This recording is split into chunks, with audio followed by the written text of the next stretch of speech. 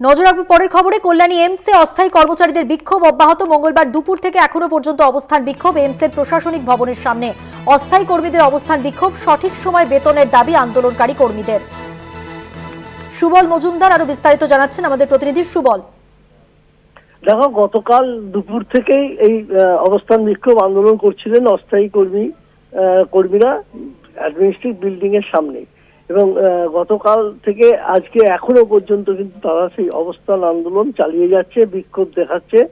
যার ফলে এমসে যারা আউট পেশেন্ট মানে বাইরে থেকে চিকিৎসা করাতে এসেছেন তারা কিন্তু হতাশ, কারণ তারা সারা সকাল থেকে এসে বসে থেকেও চিকিৎসা করাতে পারলেন না বা পারছেন না।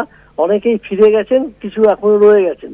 এই পরিস্থিতিতে বারবার কর্তৃপক্ষের সঙ্গে তারা আলোচনা চাইলেও কর্তৃপক্ষ কোনোভাবেই তাদের দাবি মানতে রাজি নয়, এবং তারাও অনড় রয়েছে। যতক্ষণ তাদের দাবি না মানবে তারা কিন্তু এইমস এর সামনে এই অচল অবস্থা বা এইমস এর সামনে যে বিক্ষোভ তারা চালিয়ে যাবে। ধন্যবাদ সুবল। কথা বললাম প্রতিনিধি সুবল মজুমদারের সঙ্গে।